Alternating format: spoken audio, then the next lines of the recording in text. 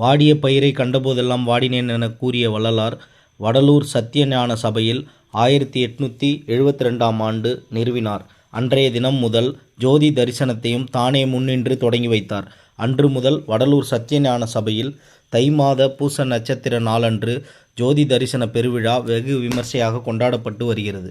இதனைத் தொடர்ந்து இந்த ஆண்டு 155வது ஜோதி தரிசன பெருவிழா நேற்று கொடியேற்றத்துடன் தொடங்கியது. இதில் முக்கிய நிகழ்வான ஜோதி தரிசன பெருவிழா தொடர்ந்து இன்று காலை 6 மணி முதல் காலஜோதி தரிசனம் காண்பிக்கப்பட்டது.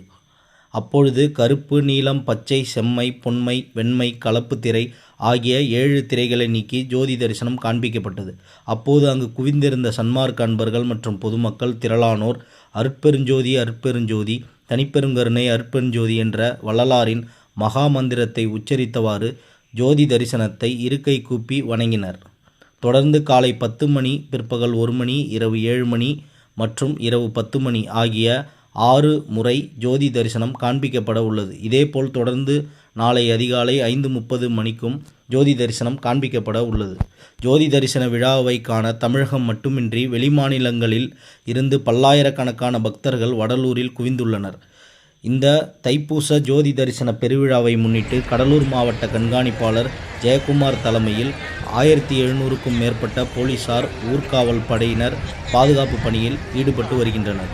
காவல்துறை சார்பில் பல இடங்களில் கண்காணிப்பு கேமராக்கள் அமைக்கப்பட்டு குற்றச்சம்பவங்கள் நடைபெறாமல் இருக்க பொதுமக்கள் தீவிரமாக கண்காணிக்கப்பட்டு வருகின்றனர்.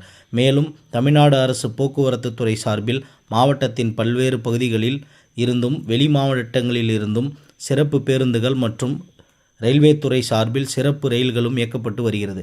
தைப்பூச பெருவிழாவை முன்னிட்டு வள்ளலார் தெய்வ நிலைய வளாகத்தில் உள்ள அனைத்து பகுதிகளிலும் பக்தர்களுக்கு சிறப்பான அன்னதானம் வழங்கப்பட்டு வருகிறது. தொடர்ந்து வருகின்ற பிப்ரவரி 3ஆம் தேதி வள்ளலார் சித்தி பெற்ற மேட்டுக்குப்பம் சித்தி வளாகத்தில் திரு அறை தரிசனம் காண்பிக்கப்பட உள்ளது குறிப்பிடத்தக்கது.